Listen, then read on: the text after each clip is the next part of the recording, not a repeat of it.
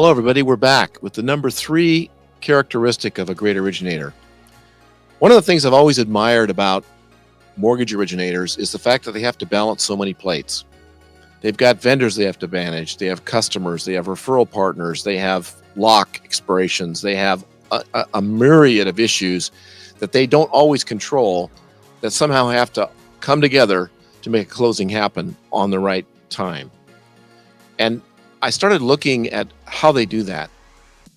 Some of them, would work to develop teams to help them do it, but most of them just had this uncanny ability, either intrinsically or through experience, and I think a little of both, to prioritize activities extremely well.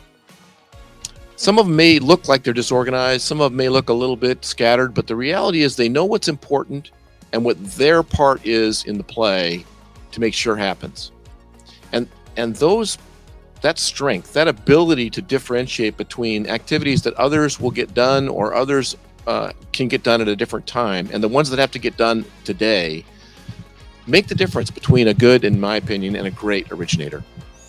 And this is, again, another area I think that can be strengthened by partnerships with sales management, where they can understand that there are certain ways to organize technology to leverage and assist them in getting these activities prioritized, in helping them understand what can be done through the system. And that's kind of gets back to the platform. Every organization has a technology that people have to use to get their job done. Some people have amazing technology, some people have adequate technology. And originators who are really good at mastering both technology and using that skill they have to prioritize can do amazing amounts of business. We have people funding 80 loans a month. You can't do that unless you have a combination of those two things.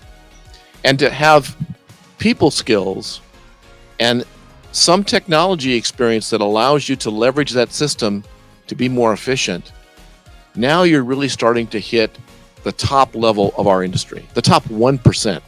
The people who can not only leverage their teams, leverage their influence in the market, use their skills as a marketer and in structuring of loans and managing their activities and still have a life.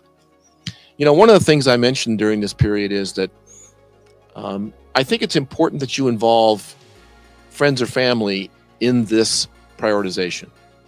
I know when I first started, this industry doesn't have a time clock. You don't start at 8 o'clock and you're done at 5. You don't know when you're going to get done. You got to call at 7 o'clock because you have a crisis with a referral partner or a borrower or some other issue.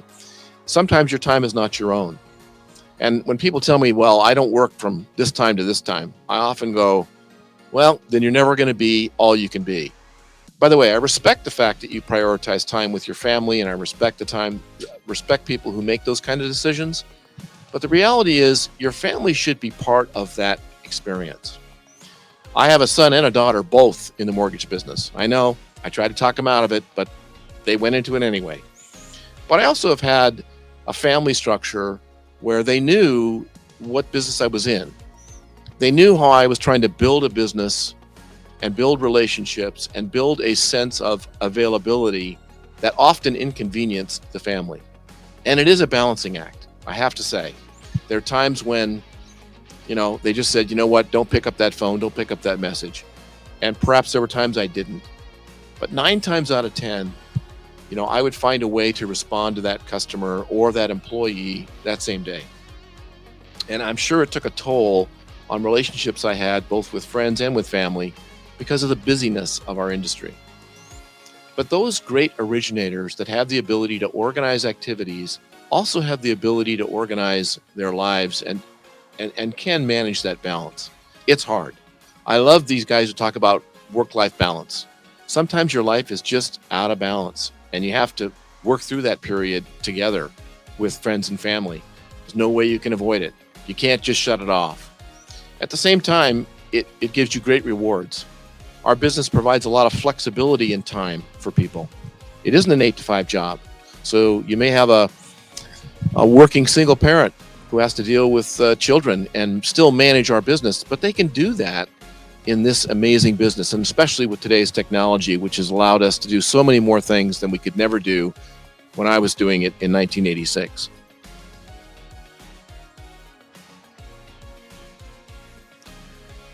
So just to summarize this first section on what makes a great originator, the first is to be a compassionate or a passionate competitor. And what that really means is, like I said, you just don't want to lose. And you're willing to put the work in to do what you have to do. Second is to understand your own story, to have a sense of self-awareness, to encourage other people to help you break through some of those barriers that may have been there that you may not even recognize consciously. And lastly is to prioritize activities that need your urgency and do it in conjunction with your company, with your family and your friends. Tying all those three together, you have a great life and you become a great originator.